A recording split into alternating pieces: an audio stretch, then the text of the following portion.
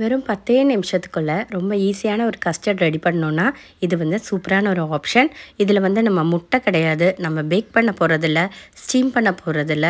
ரொம்ப ஈஸியாக வீட்டில் எப்படி இந்த கேரமல் கஸ்டர்ட் ரெடி பண்ணலான்னு பார்க்கலாம். அந்த அளவுக்கு டேஸ்ட்டும் ரொம்ப சூப்பராக இருக்கும். இப்போ வாங்க இந்த கேரமல் கஸ்டர்ட் எப்படி பண்ணலான்னு பார்க்கலாம். ஃபர்ஸ்ட் நம்ம ஒரு பவுலில் இப்போ 3 டேபிள் ஸ்பூன் அளவுக்கு கஸ்டர்ட் பவுடர் சேர்த்துக்கலாம். இப்போ நான் வந்து வேனிலா எசன்ஸோட கஸ்டர்ட் பவுடர் தான் எடுத்திருக்கேன். இதில் இப்போது தேவையான அளவுக்கு பால் சேர்த்துட்டு இதை வந்து எந்த லம்ஸ்மே இல்லாமல் நல்லா மிக்ஸ் பண்ணி எடுத்துக்கலாம். இல்லாட்டி நம்ம வந்து அதை பால் கூட சேர்த்து மிக்ஸ் பண்ணி குக் பண்ணுறப்போ உங்களுக்கு வந்து அங்கங்கே கட்டி கட்டியாக நிற்கும். அதனால் நல்லா லூஸாக நல்லா மிக்ஸ் பண்ணி எடுத்துக்கோங்க. இப்போ வேற ஒரு பேன் எடுத்துகிட்டு அதில் இப்போ நம்ம ஒரு 6 டேபிள் ஸ்பூன் அளவுக்கு ஜீனி சேர்த்துக்கலாம். இது வந்து நம்ம கேரமல் பண்ணுறதுக்காக. அதில் இப்போ ஒரு 3 டேபிள் ஸ்பூன் அளவுக்கு தண்ணி சேர்த்து இதை அப்படியே லைட்டாக மிக்ஸ் பண்ணி வச்சுக்கோங்க.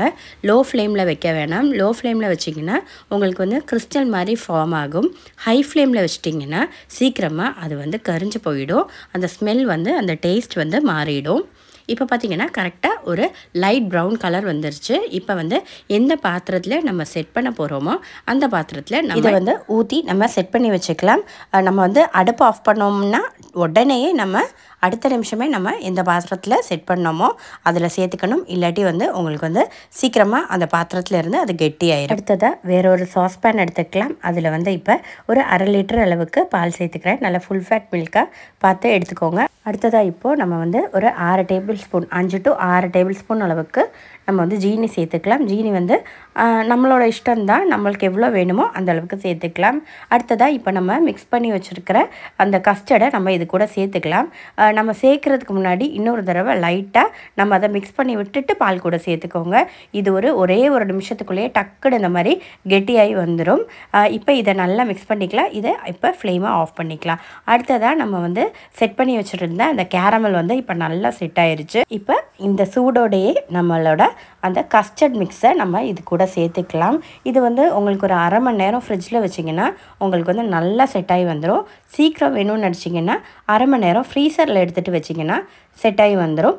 இல்லை ஒரு 2 hours வெயிட் பண்ணலான்னா நம்ம வந்து சாதா ஃப்ரிட்ஜ்லேயே நம்ம வந்து இதை வச்சுக்கலாம். ஒரு 2-3 தடவை டேப் பண்ணிவிட்டு நம்ம ஃப்ரிட்ஜில் இப்போ நான் ஒரு 1/2 மணி நேரம் கழித்து நான் இதை எடுத்திருக்கேன். பாருங்கள், நல்லா சூப்பராக செட் ஆகி வந்துடுச்சு. ரொம்ப ஒரு ஈஸியான ரெசிபி. கண்டிப்பாக அது ஃப்ளாப் ஆகவே ஆகாது. நல்லா சூப்பராகவே செட் ஆகி வந்துடும். ஆனால் நீங்கள் வந்து எடுக்கிறப்ப 3 டேபிள் ஸ்பூன் அளவுக்கு தான் கண்டிப்பாக நம்ம வந்து அந்த கஸ்டர்ட் பவுடர் எடுத்துக்கணும். இல்லாட்டி உங்களுக்கு வந்து லூஸ் ஆயிரும். நல்லா டைட்டாக செட் ஆகி வராது. அதனால அது மட்டும் கவனிச்சுக்கோங்க. அப்புறம் நம்ம கேரமலைஸ் பண்ணுறப்போ நீங்கள் வந்து அது வந்து பர்ன் ஆகாமல் பார்த்துக்கோங்க. டேஸ்ட் வந்து கொஞ்சம் ஒரு மாதிரி கசக்கிற தன்மை இருக்கும். அவ்வளோதான். இந்த 2 விஷயம்தான். இதை மட்டும் பார்த்துட்டிங்கன்னா ஒரு 35 மினிட்ஸ்க்குள்ளே சூப்பரான ஒரு டெசர்ட் வந்து உங்களுக்கு ரெடி ஆயிரும். ஒரு தடவை இந்த புட்டிங் ட்ரை பண்ணி பாருங்கள். வீடியோ பிடிச்சிருந்தால் லைக் பண்ணவும், நம்ம சேனலை சப்ஸ்கிரைப் பண்ணவும் மறந்துடாதீங்க. தேங்க்ஸ் ஃபார் வாட்சிங். ப்ரீத்து.